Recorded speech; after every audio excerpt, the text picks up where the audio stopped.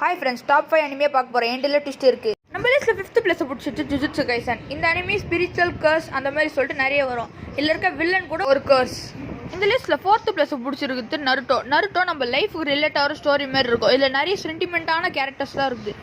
நம்ம லிஸ்ட்டில் 3rd பிளேஸை பிடிச்சிருக்கு டீமன் ஸ்லேயர். இதில் நம்ம ஹீரோவோட தங்கச்சி ஒரு டீமன் கடிச்சிரும். அதனால அவள் டீமனாக மாறிடுவா. அந்த டீமன்லேருந்து அவளை காப்பாற்றுறதுக்காக நம்ம ஹீரோ ஒரு டீமன் ஸ்லேயராக மாறுவா. நம்ம லிஸ்ட்டில் 2nd பிளேஸை பிடிச்சிருக்கு ஒன் பீஸ். இது ஒரு கடல் கொள்ளையை பேஸ் பண்ணி எடுக்கப்பட்ட சம்பவம். இந்த அனிமையை எல்லாம் பார்த்துருப்பீங்கன்னு நம்புகிறேன். அப்படி பார்க்கலனாலும் பரவாயில்ல, எவ்ரி சண்டே 1 மணிக்கு கார்ட்டூன் நெட்வொர்க், அதாவது பென்டென்லாம் போடுவாங்களே, அந்த டிவியில் போடுறாங்க.